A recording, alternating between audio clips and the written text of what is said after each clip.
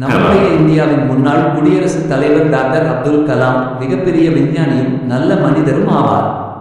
அவர் 1931 ஜூலை 15ஆம் தேதி ராமேஸ்வரத்தில் பிறந்தார். தந்தை பெரியார் மதவுச்சி மீனவர். குடும்பம் சும்மா சராசரி குடும்பம் தான். குறுக்கெழுத்திலே படிக்க படிக்க அவர் ஆர்வம் அதிகம்.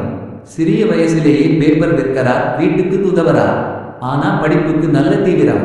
ராமநாதபுரம் பள்ளியிலே படிச்சாரு. அப்புறம் திருச்சி செயின்ட் ஜோசப் கல்லூரியில பிஎஸ்சி பிசிக்ஸ் படிச்சாரு. அப்புறம் சென்னையில ஐஐடி மெட்ராஸ்ல ஏரோநாட்டிக்கல் என்ஜினியரிங் படிக்க போனாரு. அவர் வாழ்க்கையில் பெரிய திருப்புமுனை வந்தது டிஆர்டிஓ மற்றும் இரோல வேலை செய்ய ஆரம்பிச்சதால் தான். இந்தியாவின் முதல் ராக்கெட் துலாங்கறிந்தவரே கலாம் தான்.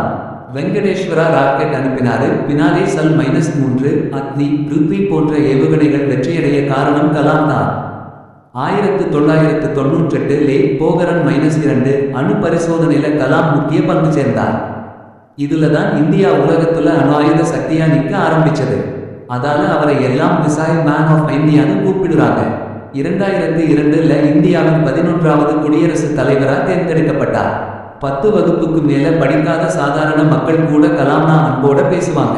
அவர் பேச்சுகள் எல்லாமே இளைஞர்களை ஊக்கப்படுத்துது. நீங்க கனவுகளா கண்டா மட்டும் போதாது, அதற்கான முயற்சியும் செய்யணும் சொல்வது அவரோட முக்கிய வார்த்தை. 2015 ஜூலை 27ஆம் தேதி ஷில்லாங்ல ஒரு கல்லூரியில பேசிக்கிட்டே இருக்கும் போதே ஹார்ட் அட்டாக் ஆகி மரணம் அடைந்தார். ஆனா அவர் உயிரோட இல்லை என்றாலும் அவர் வார்த்தைகள், கனவுகள் இன்னும் உயிரோடு இருக்கு. இடைக்கோடு இடைக்கோடு இடைக்கோடு. சிறந்த வார்த்தைகள். Dream dream dream. Dreams transform into thoughts and thoughts result in action.